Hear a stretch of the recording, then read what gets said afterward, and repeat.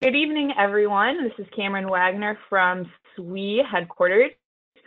Thanks to all of our volunteers for joining us for this general volunteer town hall tonight. There are a few features that I want to point out in GoToWebinar. If you have questions that come up, you can type them in the questions panel of your GoToWebinar pane on the right-hand side of your screen. We are going to start off with some questions that you guys have asked during the registration for this meeting. So without further ado, I'm going to hand it off to Brandy Kapazinski.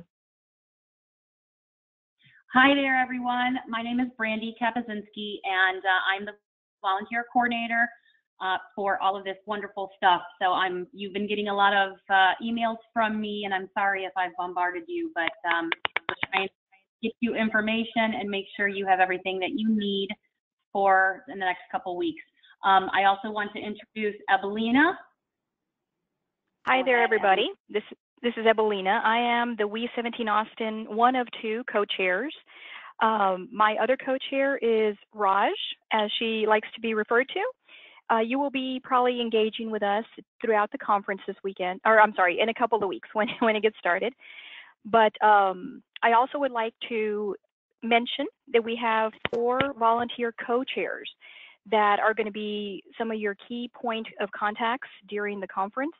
And we have Divya Narahari, Nadia Malik, Kim Eckert, and Rhonda Childress.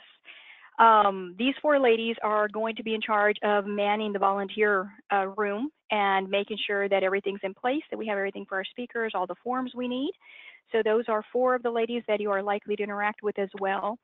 In addition to the fact that we have daily operations co-chairs. So per each day, we're going to have 2 of the daily operations co-chairs assisting the 4 volunteer co-chairs who are also assisting Raj and myself. So a lot of volunteers trying to help make sure you know where to go, you have the material you need to get the job done. Brandy, pass it back on. All right, thank you. That is awesome, and I will always be around too. I seem to never be able to really get out of the volunteer room, so I am there also, making sure that everything's running smoothly, answering questions, putting out flyers, making sure you guys know what's going on and where you're going. But it's fast-paced usually, lots of fun, and I think you guys are really going to have a great time. And we look forward to seeing everybody. It'll be awesome. All right, we're going to go into the general volunteer questions that we noticed a lot of you kind of had the same questions. So we're going to answer quite a few of these first.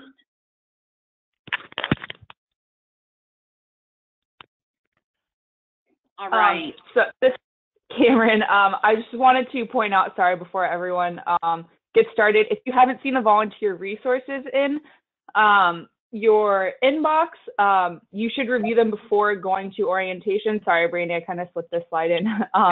But these resources can be found on the volunteer webpage of the We 17 site, and they will address everything from attire to where the volunteer room is to your volunteer duties. So I just wanted to quickly point that out if anyone on this webinar has not seen these resources yet. So Brandy, I will give it back to you for the frequently asked questions. All right, awesome. Okay, so I know a lot of you, where do I check in? Everything runs out of the volunteer room, which is located inside the Austin Convention Center on the 3rd floor in room 10C. This is where you will go to check in. This is where you will get assignments. This is where you will be meeting. This is where you'll come back in to check out. You may choose to leave your things, but the room is not locked and no one will be responsible for any of your items.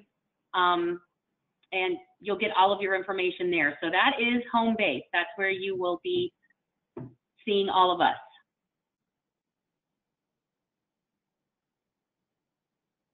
Go to the next. And are we given a floor plan?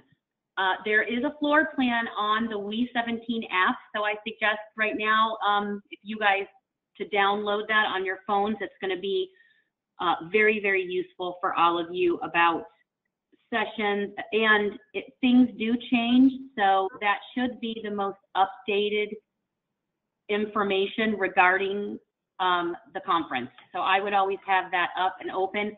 I'm also going to send, when I send confirmations out from the volunteer local of shifts, I'm also going to send copies of the levels and floor plans of the Austin Convention Center, which will just give you an idea of kind of where things are in the Austin Convention Center also. So I was going to attach that and try to send that out also. But you can go onto the Austin Convention Center if you have a computer and you can get online, or you can just go right onto the SWE 17 app also.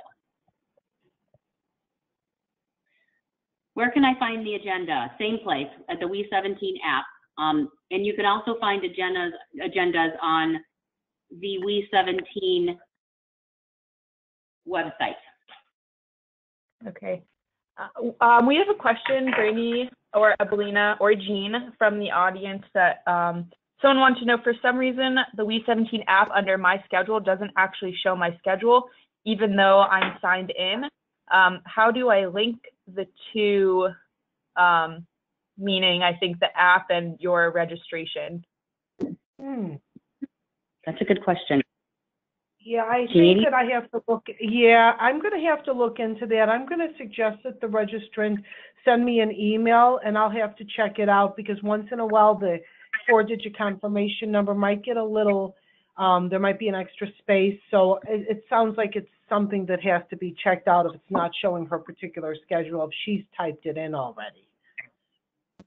And Jean, the app is still being updated, right? So it's not fully how it will be at conference. Right, it's still, the information is being updated, but if somebody put in their own personal schedule information, it should be there, and you should be able to print out and download your own schedule. So it sounds like there might be a slight glitch on that.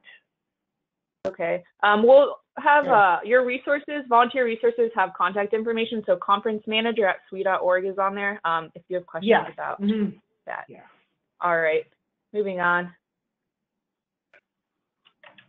Where should I park? If you are in the area and you need to park, there is no free parking for volunteers, and you will need to park at the Austin Convention Center. If you go onto the Austin Convention Center website, there is an actual Austin Convention Center parking, and it tells you where their two parking places are. Evelina might have some more that information, because she is from Austin. So I don't know if you want to say a couple more things. Yeah, so Brandy, I think you kind of covered most of it. It is very expensive and time consuming to park on the streets around the convention center. I think it has a max of 3 hours possibly. So to avoid having to go in and out, I do recommend using the parking garages that are within 2 blocks max of walking from the convention center. That would be the recommendation. All right. And just to make note, also, this was mentioned last night as well. If you are local to Austin, we also have the train. So you can take that, park at the Howard Station, leave your car or vehicle there, and you can take the train straight to the convention center. It literally drops you off right in front of the convention center. So that's another option. All right. Thanks, Evelina. Yeah. How do I know my schedule and room assignment? Everyone should have received, because their schedule. I actually went on to Volunteer Local today, and I sent out confirmations again. So everyone should have received. If you're not receiving any of the emails, then I would want you to go ahead and maybe one of your spam files or something, that they might be getting pushed into that. But you should have been receiving it, and it would tell you exactly what you're signed up for. Or you can email me. I will go in, check it, and email you directly what we have on and what you need, if you need that. So you can always come to me and contact me, and I'll do that also. But you should have received an email today. I tried to do that before this, so you guys would know what exactly you were scheduled for. You can check the schedule by logging in. I think there's a link on the confirmation where you can click on that and it'll bring you up to your area and your page. And then if anything changes, I know I said that you guys could not change your schedule, but if anything is happening and you cannot show up for that shift, I would prefer to know ahead of time so that we can at least try to at least know that someone's not going, and then, you know, last minute, at least while we're on site, try to fill that and make sure that it gets taken care of. All right, thanks. Going back to the kind of parking question from the previous slide, I believe, I think this is a question for you. Someone wanted to know if Uber is in Austin. If Uber yes, it is. Uber has returned to Austin, so you have Uber and Lyft. Okay, thank you. And then going back to just an app question that someone asked, when I look at the Play Store, SWE 17 app is not available. You should Google Society of Women Engineers or SWE, because the app in my phone is called SWE Events. So I will move on to the next slide. Okay, what should I wear? The dress code is business casual. So at the very least, you need to be business casual. If you are more dressed up, that's great. But at the very least, business casual. And your scarf. Oh. And then what about meals? You are responsible for your own food, but we do get breakfast, lunch, some drinks, water, and things that are delivered to the volunteer room. So we'll get breakfast, you know, some little maybe breakfast sandwiches or bagels or, you know, donuts or muffins and things like that to munch on, and then lunches that come in. And if you are doing a shift, it is for the volunteers. You're more than welcome. We want you to go ahead and sit down and have a bite to eat. It's for you and for the people that are, you know, working the shifts at that point in time. So that will be, again, in our volunteer room, which is where we all live for the next for those 4 days. Going back to a question about volunteer attire, again, sorry to keep backtracking. Someone was asking about the volunteer scarf. I believe volunteers receive a scarf. Is it in the volunteer room where they get that? Yes. When you come to the volunteer room and sign in for your shift, you'll sign in, and then you will get your scarf and whatever else you need for your position. We'll go over what you're going to do, where you're going to be. If it's a room monitor position, we will figure out which room we're going to put you in. I did not have people sign up for specific sessions like in the past, because we just had a lot of people that were showing up too late. So I put 20 people on, and first come, first serve. If you want a certain session, I would suggest getting there and checking in early so that you can say, hey, I really want to go to this session. Can I have that? And sure, that's great. I just want to make sure that people are getting ahead early and that we're getting people out to those sessions for the room monitor positions. But all right, we'll get everything we need. All right. Another question about the scarves. Someone wanted to know what color, and they are tie-dye, I believe, for general volunteers. Yes. That is correct. Being that it is in Austin this year and we can be warm all the way up into December, the local host section did request if we could have something other than a winter scarf, because it can get quite warm. And we wanted to try to have future usability, and so therefore going with the Austin themes as well. Tie-dye is a big theme around town, and so wanted to show a little local flair. So our general volunteers will all have tie-dye scarves, and the core volunteers will have a solid teal scarf. All right, thanks. I kind of want one. They sound really cool. I know. All right. The tie ones are really, they're really awesome. They're gonna love them. what do registration volunteers do? Okay, my registration volunteers, you basically are going to be standing and helping to make sure that the lines are moving. We don't want lines in registration. We need to make sure they're moving through. We need to make sure people are getting taken care of. There will be people in registration that will be asking you to do certain things. You might be handing something out. You might be moving people through lines. And if there are no lines, if there's too many of you, or we have like a big group of you and maybe only 3 or 4 of you are doing lines, we may move you to another station nearby to do something else, like help out with the ribbon stand, or pass out, you know, help to make sure and pass out the tote bags and water bottles, or, you know, basically anything in that area. Because those are all lots of things that are going on in that registration area. And we really need people to kind of grab and move. We don't want, we plan on having a lot of people, so we want to make sure they get in, they get registered, and then we move them through. All right.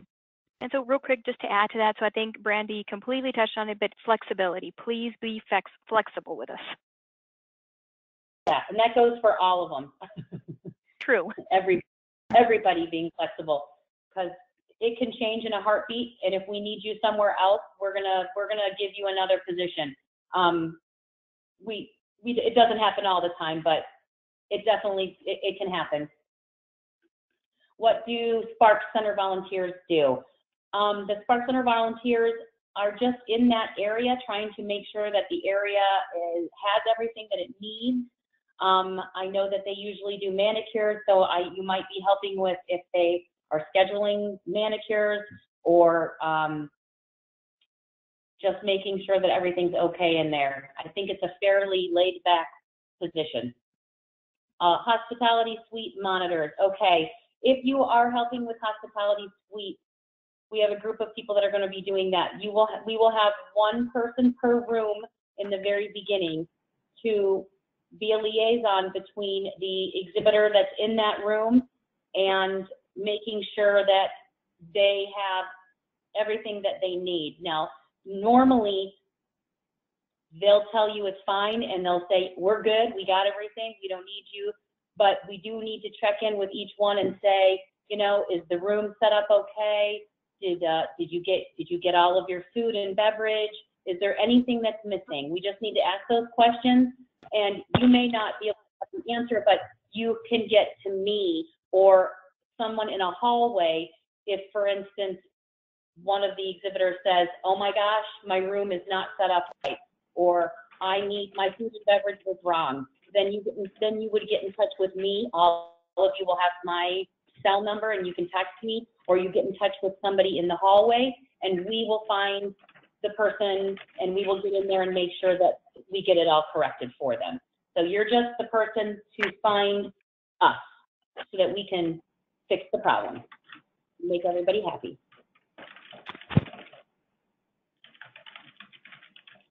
All right, what if something goes wrong or I don't have an answer? I guarantee you that something will go wrong, and I guarantee you that you will not have an answer, because I don't have answers for everything and been doing this a while. It just is what happens.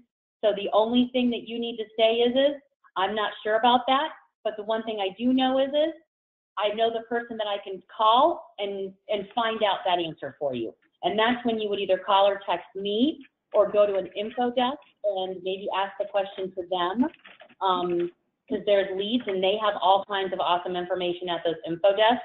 Or you call the person in the volunteer room, or go to the volunteer room with that.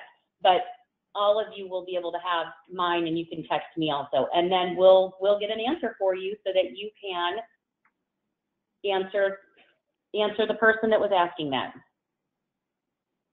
All right, thanks. I think that is all of the most asked questions from registration. We're going to go through some one-off kind of questions that were asked during this volunteer registration, and then we're going to try to get to all the questions that you guys have been asking now. We are going to end at 7:30, so this town hall will be an hour, so we're going to get to as many questions as possible during that time. But Brandy, you can read off of the registration questions that we had. There was a question about Brandy's email address and phone numbers. Guys, that's on the registration, I'm sorry, the volunteer resource guide, that PDF. So that was given to all the general volunteers, and that on the side there will have Brandy's contact information. Yes. Okay. Does that have my number too? I think yes, you put that on. Yeah, it has.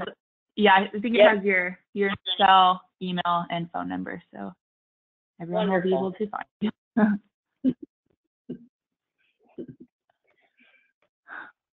All right. So yeah, Brandy, you can start with those other questions. We want to go ahead? Okay. Somebody asked about volunteering dates and only being available for one shift.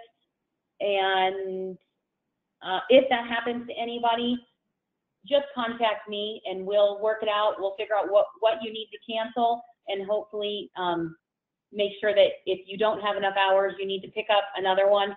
I will just warn you, we need to make sure that you guys are volunteering a minimum, at least 4 hours. Please have 4 hours of volunteering. If you do not, that code can be taken off your account, and then you will be responsible for the difference for that registration. And we don't want to see that happen. So just make sure that you do have your 4 hours and that you follow through 4 hours that you committed to.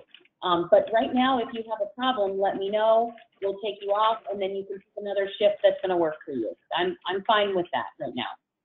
I'd rather know and try to fix it ahead of time. And the sooner, the better. All right.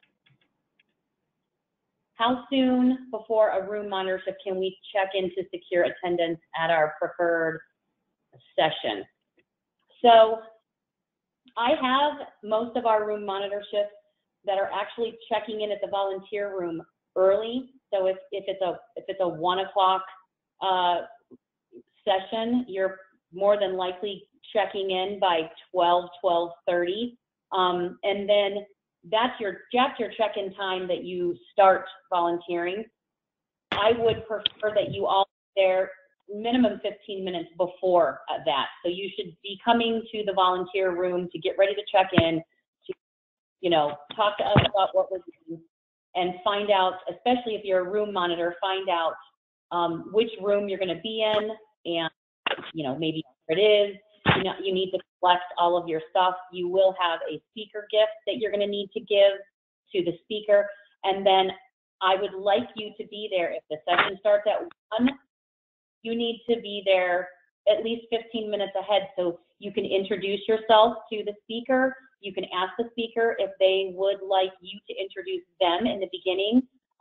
You'd ask the speaker if there's anything that they need, anything maybe that you couldn't think of, anything they would like. You're there to help them and get them anything that they would need. This is when you might encounter problems. You might encounter a speaker that says, oh my gosh, my computer's not working. So everybody should have my cell number at that point, or there should be a logistics coordinator in a hallway or even an info desk nearby. That's when you say, hold on, I'll go get somebody. And you run over and you go text me, or you go find an info desk and you say, I'm in room 12 and my speaker can't use his computer and we need help. And that's when I would call AV, and we'll get somebody to that room, get it fixed, get it up and ready, and hopefully all set so that everything can start on time. That happens. Things like that do happen. It's not a weird thing, and we are prepped and prepared. We have a team of people there that we can call on, and they will get there and fix the problem. So that's kind of a for instance. Brandy, there was a question from someone just kind of related to this, asking if we're free to help out if needed. If we're free to help out but not scheduled, should we check to see if extra help is needed? I would say definitely. I think you guys could always use extra help, Brandy. Absolutely. We love when you guys come in and check, because although sometimes we have a lot going on, there are definitely times where it gets hectic and all of a sudden we're short, you know, and we don't have enough people. And if you are around and you have some time, and it may not even, you know, it doesn't have to be a full shift or whatever, but maybe I just need some on check on a room, and then come back and take care of things. It helps. So yeah, definitely. We're not going to say no, and come in. We're very friendly. Come chat with us. Come grab something to eat, and see if there's anything open, anything available, anything we need. We love that. We need that. All right, so do we have to be at the conference all the days? You only have to be at the conference the days that you want to be. You only have to be at the shift that you signed up for, that you need. You're free to do whatever you want when you're not working your shift. You only have to have 4 hours. I know some people have signed up for more, which is wonderful. And I don't mind that if you sign up for more, if there's open shifts, that I'm perfectly fine with that. But we also know that you guys are all there for a reason, and that's to be at this conference and to go experience it. And you've got a lot that you need to do. So it's your schedule, your conference, you help us out, and then you do what you need to do. All right. Are volunteers required to stay for the duration of their shift, even if their duties are fulfilled? You usually have a shift which needs to be, you know, it's usually there for a reason. There are times when maybe like at special events, we have people that are supposed to be there for 4 hours, but the event starts getting to go. We've already checked everybody in. We've already taken tickets. Everything's settled, and at that point in time, you know, we will tell you, but we will tell you, okay, we're all good. You know what? You guys are free to go. And you may not have worked the full 2-hour shift, but you will get credit for the 2-hour shift. It might just have been an hour and a half, and then you get off a half hour early for something like that. So it does happen sometimes, but not all the time. Do we have any other questions coming in as I'm going?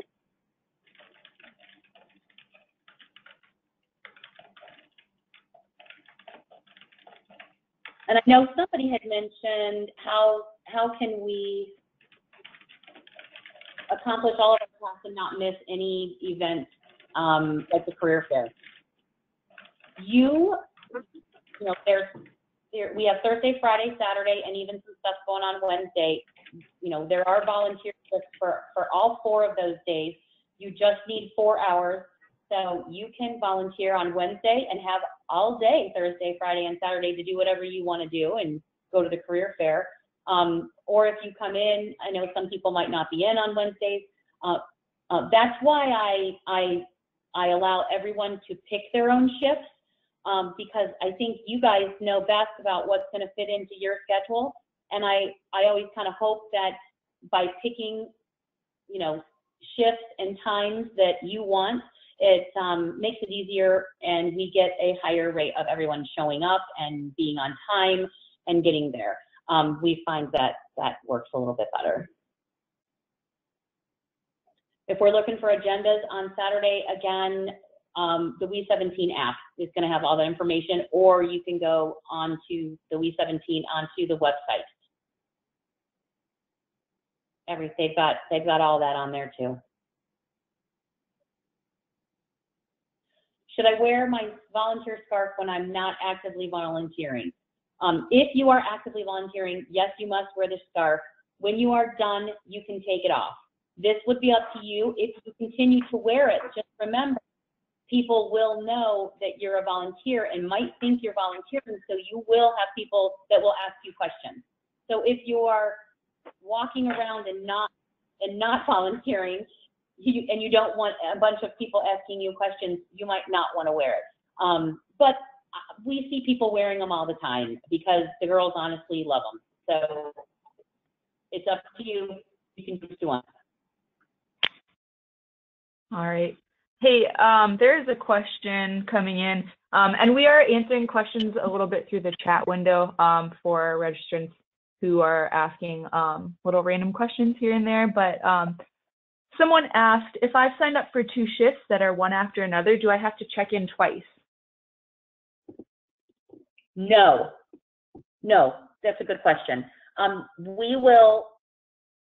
We'll check you in for both at the same time so that you can just go back to back and do what you need to do, especially if it's the same thing, because we don't want you having to run back and forth between your shifts and coming all the way back up to the volunteer room. So, no. All right, thanks.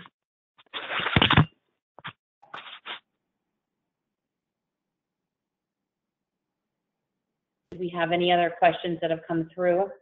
There was a question. I'm looking. Oh, go ahead. Is there any way volunteers would be provided with transportation? And I think we briefly touched on it earlier, but no, there is not transportation for the volunteers. There will be shuttles between the hotels. So there will be scheduled shuttles that will be stopping at the hotels if you happen to be staying downtown. That'll help get you to the convention center. Yes.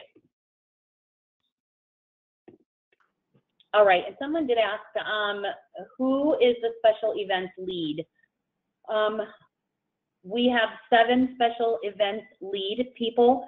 That changes depending on the day and depending on the time, because, you know, one special events lead only works a 6-hour shift, and so, you know, we got to move them around. They will be the person that if you're going to help with a special event, you will be going to them, and then they would be letting you know what they need help with for that. Also, on any special events, obviously you're going to have lots and lots of SWE headquarter people there. They're also going to be telling the special events lead what they need, telling you what they need. You will definitely have direction by a lot of people, and if they need you, they will be telling you either stand by doors or come help us prepare the room and, you know, hand out, you know, put stuff on tables, you know, put the centerpieces together, or there's all kinds of things that need to happen, and it usually needs to happen in a short period of time. So we love to have all hands on deck with trying to get that done, and then guarding the doors usually before those special events too. But you will go to the volunteer room first, and then we will send you down to where that special event is, and then you will go and find your special events lead. But she'll know you because you'll have your scarf on, and she'll have her scarf on. Brandy, there's a question. Oh, sorry. There's a question about the volunteer room. Actually, what time does it open on a daily basis? The volunteer room is open from 7 a.m.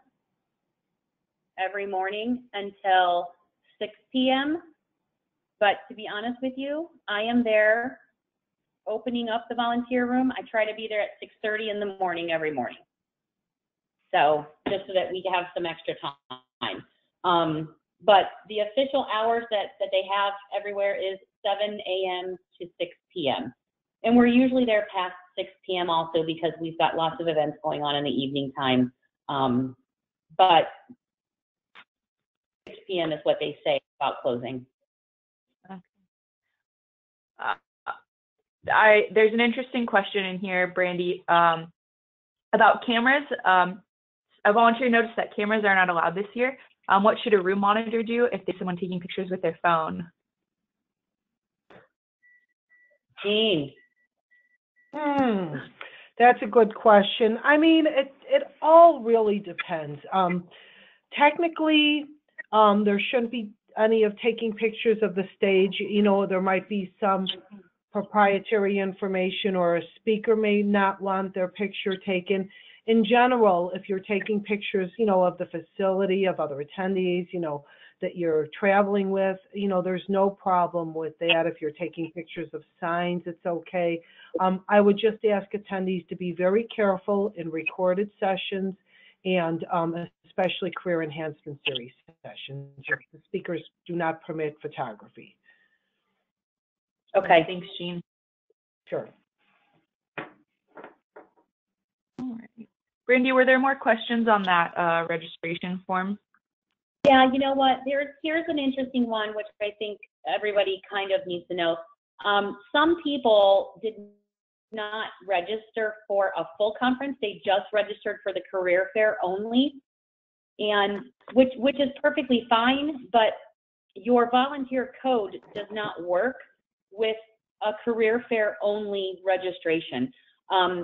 In order to get the volunteer discount, it has to be a full conference registration, and you have to be a SWE member. So you probably found out fairly quickly, if you only registered for the career fair, that you did not get, you know, a part of your registration discounted. You can just register for the career fair, and that's absolutely fine. And you can still come and volunteer and come see us.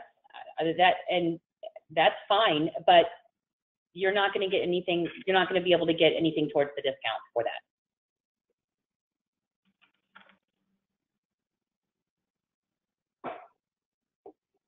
All right. As a logistics volunteer, will I need to receive a thorough tour of the venue in order to properly guide people? Well, in a perfect world, that would be awesome, but we usually don't have time to do that. If you are a logistics volunteer, what I would do is take a look at, like we had suggested, at the Austin Convention Center, pull up their map. And then we will have maps, and we will have information for you that you can look over before your shift. And maybe even just come a little bit early and walk around and take a look and try to get used to where things are and where things are located and what's going on. And if the volunteer room is open and you need to come, maybe you can come in and stop by, and we can go over a few things about where things are located also. Our info desk areas are going to be awesome. You guys are going to be working with them anyways, and each info desk is going to have a pamphlet of information. It's a folder, and it's going to have all kinds of awesome information with maps and maps of the expo hall and what's going on in there, and then maps of the Austin Convention Center and exhibitor lists and FAQ questions and all kinds of stuff. So you're going to be helping out with those and reaching out into hallways, but also communicating and kind of home basing by an info desk. So you will always be able to walk up to them and kind of ask exactly where something is or how to get to the third floor. It does get tricky in this venue about the certain stairways and certain escalators that take you just to certain floors. So, but once you figure that out and we get through it, it's good. Evelina might even have some other things that she may say if she's been there more.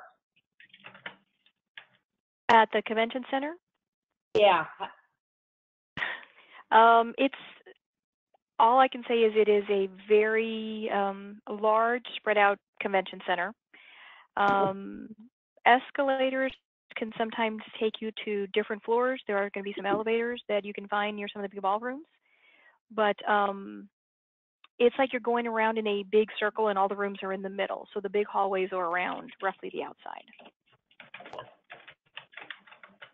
Yeah. Brandy, there's a couple questions coming into the chat box asking about when to show up to the volunteer room. So the resources say to get to your shift 15 minutes before, but I think some people want to know when they should get to the volunteer room specifically. The volunteer room 15 minutes before. So if your shift is at 10 a.m., then we need you to be at the volunteer room by 9:45. I would say between 9:30 and 9:45, 30 minutes to 15 minutes before. All right, thanks for clearing that up. And also just briefly to backtrack about the convention center and the layout, when you download the app, there is a Maps tab that will also give you roughly a layout of the convention center.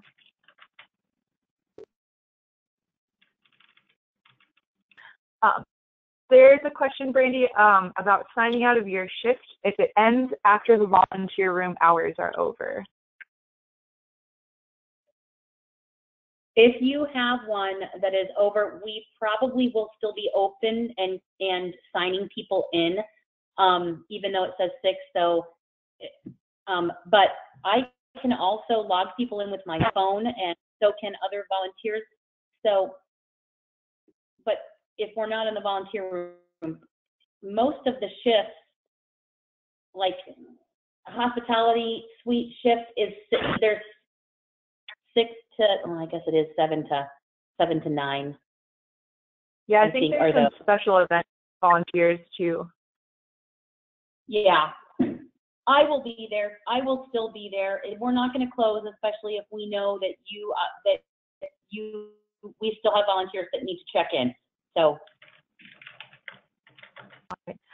There's a question about the volunteer resource guide that we were talking about from Christina. So if you look at your screen, if you can see what I'm looking at, I'm on the website, and then if you go to attendees and volunteers, that will take you to this page. It was emailed out maybe a week ago, so it might be buried in your inbox. But if you scroll down volunteer resources, if you click on the resource guide, it will give you a PDF, and this is what it looks like. So, you know, all the information, pertinent information is on here. Contact information for Brandy, dress code, things like that, and then 2 appendixes. So the general volunteer appendix will go over specific responsibilities of volunteers. So, you know, recommend downloading that, maybe printing out this page with your job description on it if you need, for a page with Brandy's number on it. And that is awesome. That is more than I think we've ever had in the past. So there's a lot of great information in here. Some things you're just not going to be prepared for. The one thing that I'm just going to say is we're hoping everything goes according to plan, but a lot of this is fly by the seat of your pants, and jump right in and ask questions and follow lead, and you'll be just fine. As long as you know who to ask. Most volunteers will figure it out. Just, you know, being helpful is so important for everyone, for staff and for, you know, the lead volunteers. Just helping wherever you can, I think, is what's most important. Just to clarify, there was a question. Joanna asked that she heard someone mention signing out. Do we need to sign out? Do we need to go back to the volunteer room after shift and to sign out? I think the answer is yes, Brandy. Yes, this is going to be this year, and I'm not sure how well it's going to work. We usually always just had you sign in and left it. I'd like to track it better, and I'd like people signing in and out so that we know. I might even find something better to do, like if you can't get to the volunteer room, if you can text somebody to sign you out, or, you know, hey, I'm done with my shift. You know, it's so-and-so, my name's Jennifer, I'm done with my shift, Jennifer so-and-so, can you sign me out? We may end up doing that because I know that it takes a lot to go all the way back upstairs to log out. But I would really, really like to try to log in and log out so we can log everybody's hours. All right, thanks. There was a question.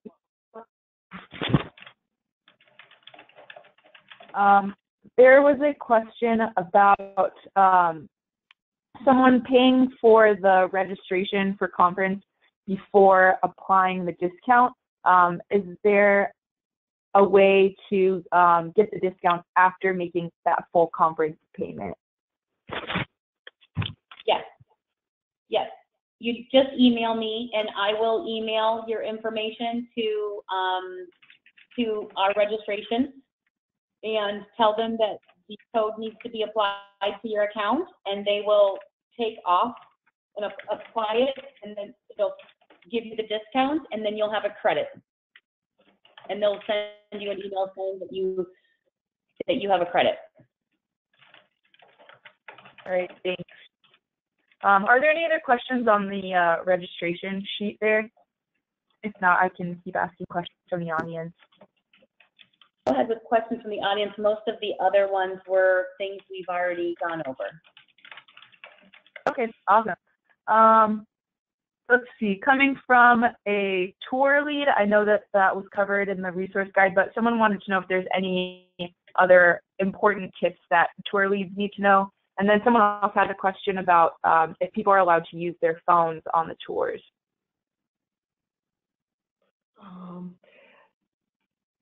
This is Jean. I believe that every tour is situational. I would say certainly on the sightseeing tours, unless the facility prohibits it. And with the technical tours, just be a little more careful because the description should tell you what the restrictions are. And they should tell you too when you're there and checking in. They will go over any procedures that, you know, if you cannot have a phone or anything else on, they will tell you.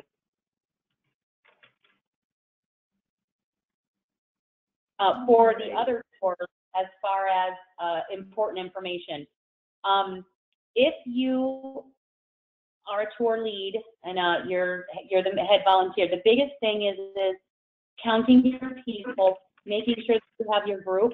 If you're getting on the bus, we just really need to make sure that you count on the bus. We know who got on the bus. We collect tickets. We don't care if the name matches. We don't know who, you know, if the names match, but they need to have a ticket so that we know they paid. And we need to know how many people are there. And when we get back on the bus, you need to do a recount. We do not want to leave anybody behind. It is not a good thing to leave people behind. We had that happen one time, and it's not good. So got to make sure that biggest thing, whoever goes comes back. Good to know. Someone asked, what are the responsibilities of the volunteer room volunteers? Is that, I would think that's checking people in. Yes, and organizing whatever we need help with in the volunteer room. You know, writing down how many. A lot of times during the day, we're writing down how many speakers are in each session on the cards, so that we know exactly how many gifts to give, because we don't really do that ahead of time. So we usually have a group that are kind of looking that up and trying to double check and make sure that we have, you know, what's needed. So when the room monitors come in, we can say, oh, you know what? Oh, you want to go to that session? There's 2 speakers, so you're going to need 2 speaker gifts. Here you go. And, you know, we send them all their information. Okay, thank you. There were a couple questions from the audience about whether to go to the registration line for conference or to go straight to the volunteer room. And I think Evelina recommended that you go to the conference registration first before checking in at the volunteer room. So would you agree with that? I would try to just go to I would try to get the registration as quickly as possible when it's not busy. If by chance you get there and it's a huge line and you can't get through, but you need to be up to volunteer, skip it at that point in time, come up to the volunteer room and come see us. We'll get you situated and on to what you're doing, and then then you'll have to just try to find another time. No one's going to stop you by walking around the outside, but if you do try, you will not be able to get into the convention center once the career fair starts. You will not be able to get into the exhibit hall unless you have that. That you will need, but it'd be nice to try to grab it ahead of time if you are coming in and you didn't have time to do that, and you're going to be late to your volunteer shift. I would say come up, see us, and check in at least first, and we'll see what we can do. We'll just give you your badge later. And that also helps address some of the questions that were related to the 6:30 a.m. check-in. So for those, they would probably go up to the volunteer room first. Correct, Brandy? Yeah. And then after Yes, that, come up. if they didn't get it the previous day. Yes. Yes, you'd have to come right up to the volunteer room. And then if you have time even during your shift and you see that it's a slow and you're somewhere around there, you can run over and grab grab it. It's not a huge deal if you're in the middle of a shift and you're standing and you're not really busy and you're close and you can say, hey, I didn't grab my badge. Can I, there's no line, can I go and grab my badge really quick? I'm sure that's fine. You know what I mean? It's flexible. It'll take you 5 minutes. You grab your badge and then you come back. I also don't want you waiting in line an hour and missing out by helping in the middle of your shift. That's not okay. So use judgment. It's, you're there to do what you need to do. So we do need you, but it can be flexible. Okay, Jane, maybe this is a question for you about conference registration. Someone wanted to know where they would get their confirmation number. I think that's what they're asking about. Yes. Is that, if they were an attendee, they should have gotten it just upon registering. It should have went to the email that they put in. Now, sometimes if somebody registers as an exhibitor, the confirmation email may go to the primary contact. So at any time, all they need to do is write conference manager at SWE.org, and we can help just send a confirmation and turn around and give them their 4 or 5 digit number. okay, and that's conference manager at SWE.org. Correct. I don't believe that's on this resource guide. We can add it and upload a new copy there. Okay. Okay. Yeah, and that may change for another year, but right now that's the best. I'm sure if they come to me, we can find out, and I can get them to somebody who can get them the answer also. So even if they don't get that, they can come to me. I'll contact you to talk to. Okay. Someone in the audience wanted that person to know it's the number under the barcode on the registration email that you got from Experience. So thank you, Marie. Okay. Evelina, do you see any other pertinent questions here? No, I think we're covering most of them. Yeah.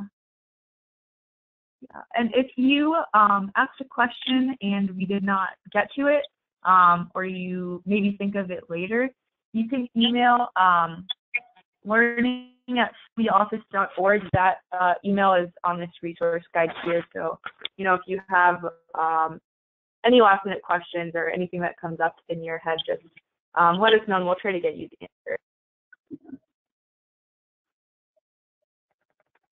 Yeah. All right.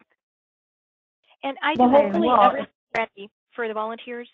How will we, and I think you covered at the beginning, I don't recall, how are we getting our primary contact and phone numbers out to the volunteers? So we're going to get them in an email to them before the conference?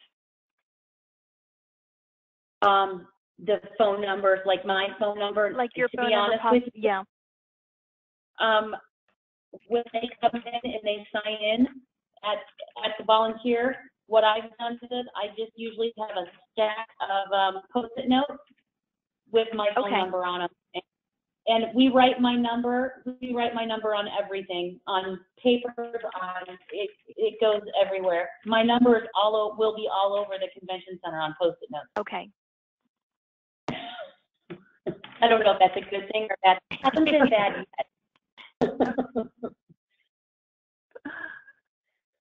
Right. And I don't usually let other people give them out, to be honest with you, because I know that other people would probably not feel comfortable with that. So I'm not going to tell any of the other, you guys that you have to give them out.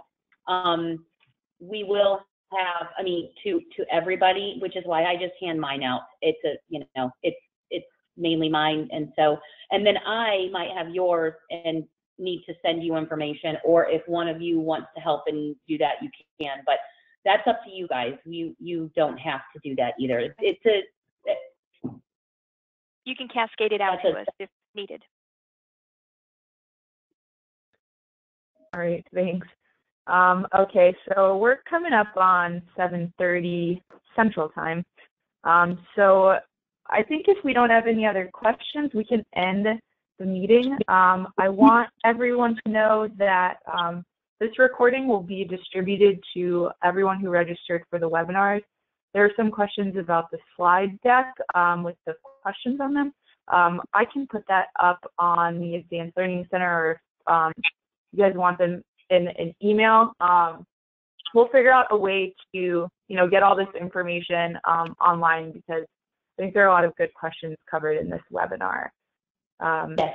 But, I want to end by saying thank you from SWE headquarters. We really appreciate everything that the volunteers do.